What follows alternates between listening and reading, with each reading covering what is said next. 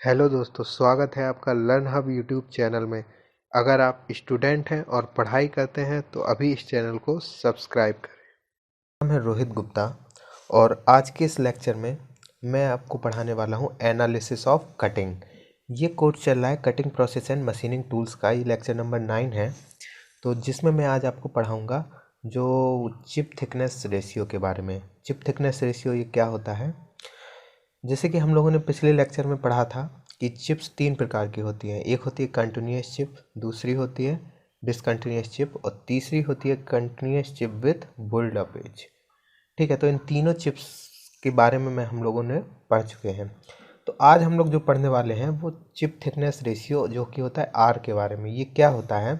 हम लोग जानते हैं कि अनकट चिप थिकनेस क्या होती है, T1, और चिप थिकनेस क्या होती है आफ्टर, जब चिप कट जाती है उसके बाद जो थिकनेस होती है वो होती है T2। तो रेशियो T1 और T2 का उसको ही हम लोग बोलते हैं आर, जो कि होती है चिप थिकनेस रेशियो। ठीक है तो आज हम लोग इसी के बारे में पढ़ने वाले हैं। तो एनालिसिस ऑफ कटिंग में ये तो बेसिक स्ट्रक्चर है कटिंग का, ये आप लोगों को मैं पहले ही बता चुका हूँ। इस फिगर में आप लोग जानते हैं ये वाला जो पोर्शन होता है उसको हम लोग बोलते हैं अनकट चिप थिकनेस, जिसको जो होती है T1, और यहाँ पे जो होती है T2 वो होती है चिप थिकनेस आफ्टर कटिंग। तो अगर हम वर्टिकल से यहाँ लाइन खींच दें तो टूल से जितना ये एंगल बनाता है वो होता है अल्फ़ा, और हम लोग यहाँ से इस वाले एंगल ट्रायंगल को बाहर निकालना है, जिसको जूम करके हम लोग यहाँ पे देखने वाले हैं। ठीक है, तो ये आपका एंगल है। तो यहाँ पे आप देख सकते हैं कि ये ए बी T1 के बराबर है, तो मैंने यहाँ पे T1 लिख दिया। AN ये T2 के बराबर है, तो मैंने यहाँ पे T2 लिख दिया। और ये फाई शेयर एंगल है फाई, तो यहाँ पे मैंने शेयर एंगल फाई डिनोट कर दिया। अब देखिए ये एक ए लाइन है, एक ये लाइन है, दोनों लाइन क्या है, पैरेलल है, और एक पैरेलल लाइन को ये लाइन कट कर रही है AO। तो जो एंगल है BOA वो कितना है, फाई। तो उसी प्रकार एंगल AOC ये कितना हो जाएगा, ये भी फाई हो जाएगा। और हमें ये एंगल पता है CAN कितना है, अल्फ़ा। तो हमारा NAO एंगल कितना हो जाएगा, देखिए AOC हमें पता है फाई, NAC पता है अल्फ़ा, तो AOAN कितना हो जाएगा, फाई माइनस अल्फ़ा। यहाँ से हम लोगों ने ये एंगल निकाल लिया। ठीक है, तो अब हम लोग देखेंगे ट्रायंगल ANO को। देखिए यहाँ से ANO इस वाले ट्रायंगल को देखेंगे। इस वाले ट्रायंगल में ये वाला जो एंगल है वो 90 है, ये वाला एंगल है वो फाई माइनस अल्फ़ा है। अगर एक एंगल 90 है तो हम लोग यहाँ पे पाइथागोरस प्रमेय तो बाद में लगाएंगे, पहले तो हम लोग कॉस फाई माइनस अल्फ़ा लगाएंगे। तो ये वाला एंगल अगर फाई माइनस अल्फ़ा है तो कॉस फाई माइनस अल्फ़ा क्या हो जाएगा, आधार बटे कर्ण। तो यहाँ पे आधार क्या हो जाएगा, अगर ये कर्ण तो यहाँ ए हो गया और आधार हो जाएगा इसके साइड वाला एंगल जो कि है AN। तो कॉस फाई माइनस अल्फ़ा हो जाएगा AN डिवाइडेड बाई AO। देखिए AN, जहाँ पे AN की वैल्यू कितनी है, T2, तो यहाँ पे हमने T2 लग दिया। डिवाइडेड बाई क्या था, AO, तो AO की जगह हमने अभी AO ही रखा क्योंकि हमें AO फाइंड करना है। तो यहाँ से AO की वैल्यू कितनी आ जाएगी, T2 बटे कॉस फाई माइनस अल्फ़ा। ठीक है, इसी प्रकार एंगल निकालेंगे AOB में। अब AOB इस वाले ट्रायंगल में देखेंगे, ये इस वाले ट्रायंगल में ये 90 है, यहाँ पे हम लोग साइन फाई निकालेंगे। क्या निकालेंगे, साइन फाई। जब साइन फाई निकालेंगे तो हमें T1 और AO की ज़रूरत पड़ेगी, तो T1 डिवाइडेड बाई AO, तो T1 डिवाइडेड बाई AO। तो यहाँ से जो AO की वैल्यू आई वो कितनी आएगी, T1 साइन अल्फ़ा। देखिए इस वाले एंगल से हमने AO की वैल्यू निकाल ली, इस वाले एंगल से हमने AO की वैल्यू निकाल ली। अब दोनों को बराबर कर देंगे। इस वाले एंगल से जब हम लोग निकाले, इस वाले ट्रायंगल से निकाले तो हमारी T2 के टर्म में आई, और इस वाले ट्रायंगल के टर्म में निकाले तो हमारी T1 के टर्म में आई। अब हमें दोनों का रेशियो ही चाहिए, तो हम लोग दोनों को इक्वल करके दोनों का रेशियो यहाँ से निकाल सकते हैं। हमने दोनों को बराबर कर दिया, तो T2 upon cos phi minus alpha equal to T1 upon sine phi minus alpha sorry. तो T2 अपॉन T1 यहाँ से हम लोग निकाल लेंगे जो कि आया cos phi minus alpha upon sine five.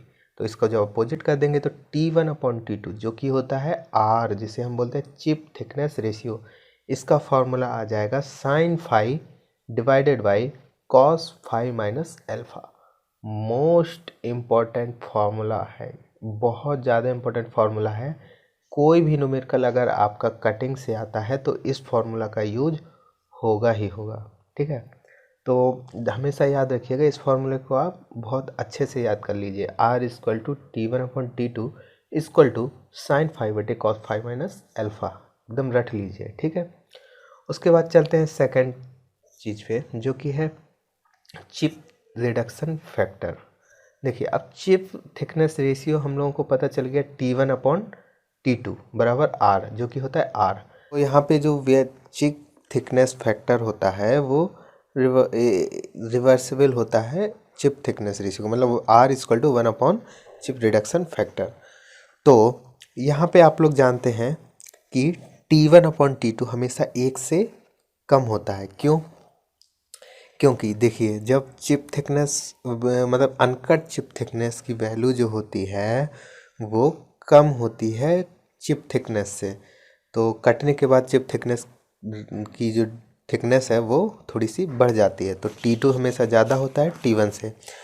तो अगर T2 ज़्यादा होगा तो T1 अपॉन T2 हमेशा 1 से कम होगा, इसलिए R की वैल्यू हमेशा 1 से कम होती है। और जब R की वैल्यू हमेशा 1 से कम होगी तो चिप रिडक्शन फैक्टर की वैल्यू हमेशा 1 से ज़्यादा होगी, ये भी आपको याद रखना है।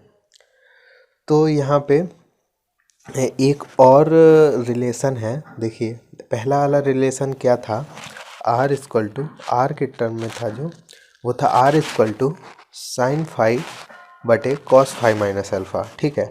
अगर आपको यहाँ पे देखिए R इक्वल टू क्या था, साइन फाइव बटे कॉस फाइव माइनस एल्फा, ठीक है। अब अगर यहीं पे आपको यहाँ पे ये इसका यूज़ कब करते हैं हम लोग, जब हम लोगों को फाइव और एल्फ़ा दिया हुआ हो और R की वैल्यू कैलकुलेट करनी हो। अगर क्वेश्चन में आपको R की वैल्यू दी हुई हो और फाइव कैलकुलेट करना हो तो कैसे करेंगे आप, इसी को यहाँ पे सबसे पहले कॉस फाइव माइनस एल्फ़ा को एक्सटेंड कीजिए, यहाँ पे फार्मूला लगा दीजिए कॉस फाइव माइनस एल्फ़ा का, और फिर इस वाले टर्म में R का मल्टीप्लाई करके साइन फाइव को भी इधर ले आइए और साइन और फाइव वाले टर्म को अलग कर लीजिए, ठीक है। तो आपका जो रिलेशन बनेगा वो टेन फाइव में बन जाएगा। तो आपका जो फाइनल रिलेशन बनेगा वो ये बनेगा tan phi equal to R cos alpha बटे 1 माइनस R साइन एल्फा। ये फार्मूला भी आपको याद रखना है कि कभी कभी क्वेश्चन में क्या होता है कि आपको R की वैल्यू दी हुई होती है और एल्फ़ा की वैल्यू दी हुई होती है, आपसे फाइव की वैल्यू, शेयर और एंगल की वैल्यू पूछ लिए जाती है, तो उस टाइम आपको ये फार्मूला यूज़ करना है। तो आज हम लोगों ने दो फार्मूले ड्राइव किए और उन दोनों फार्मूले को याद किया। तो वो दोनों फार्मूले बहुत ज़्यादा इंपॉर्टेंट है। एक तो ये tan phi equal to R cos alpha बटे 1 माइनस R साइन एल्फा, और दूसरा ये R equal to sine phi बटे कॉस फाइव माइनस एल्फा। तो आप लोग इन दोनों फार्मूले को अच्छे से याद कर लीजिए और डेरिवेशन भी देख लीजिए। तो मिलते हैं नेक्स्ट लेक्चर में नेक्स्ट टॉपिक के साथ। इसमें कोई भी प्रॉब्लम हो तो आप मुझे कमेंट करके बता सकते हैं और मुझे फॉलो करिए। तो आपको इसी प्रकार के अच्छे कोर्सेस, पूरा कंप्लीट कोर्स हर एक मैकेनिकल के सारे सब्जेक्ट के मिल जाएंगे। ओके, मिलते हैं नेक्स्ट लेक्चर में। Thank you.